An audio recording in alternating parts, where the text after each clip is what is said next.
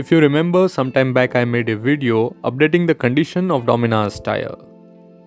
The plan was to get it replaced, tires were searched across the brands, and thanks to you guys for sharing some first-hand experience with different tires. Amongst all these comments and mails, quite a few riders and tire experts commented and suggested to file a claim for warranty. So in this video we will discuss and I will share the experience on how to claim warranty for your tires. To begin with, you have to visit an authorized dealer with your tire and you can explain the problem to the dealer and he will prepare and raise the claim docket for you. So as per my experience, I have noted these few points where warranty claim is not applicable to cuts, punctures, incorrect mounting, cracks due to impact and accidents and few other such points.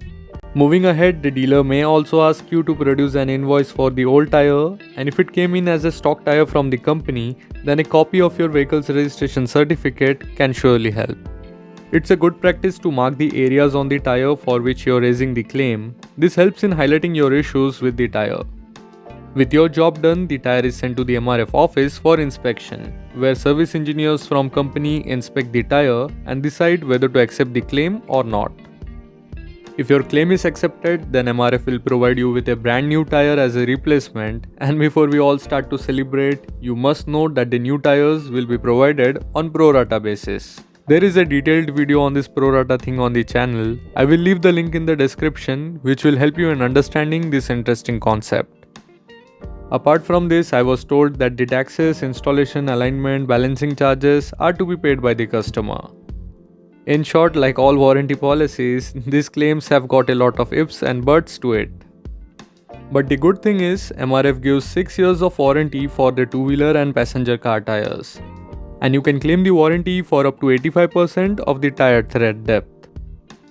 In our case, both the front and rear tire were purchased. These are the same MRF Rave C1. They were purchased on full price and the dealer has assured us to pay back the balance which comes from the pro rata warranty, which again depends upon the approval.